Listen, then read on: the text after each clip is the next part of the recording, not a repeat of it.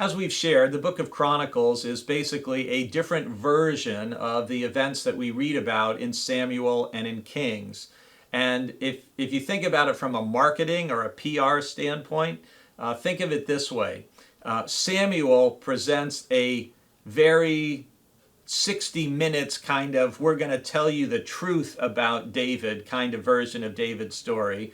Whereas Chronicles, it's like it's presented by David's PR firm.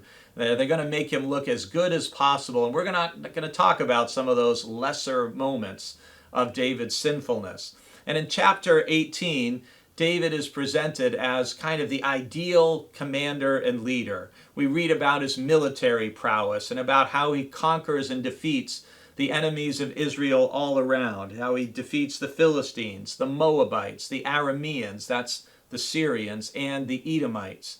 And once he has defeated his enemies, then in verse 14 it says, "So David reigned over all Israel, and he administered justice and equity to all his people."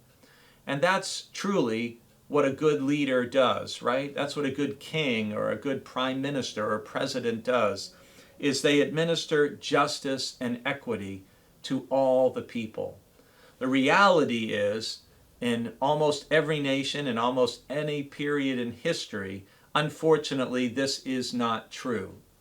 Justice is administered very differently to those who are wealthy, who are powerful, who are connected to those in power, than it is to those who are poor and powerless and without resources.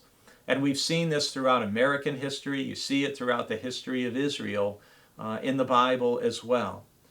And the challenge for us as Christians is we worship a holy and a righteous God, and a God who is against evildoers and wickedness and oppression and taking advantage of the widow, the orphan, the alien, the poor, as we hear so many times in the pages of the Bible. So David, according to Chronicles, is this king who administers justice and treats everybody with equity or fairness. And we also see in the rest of chapter 18 how he sets up different people to oversee different parts of his kingdom. And that's also true that we have divisions of labor, right? Whether in a household, whether in a church, whether in a community.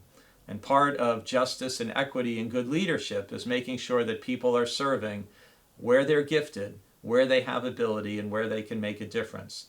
I hope you feel there's a place you're able to serve and able to make a difference as part of being an instrument of God's justice and God's equity in this world.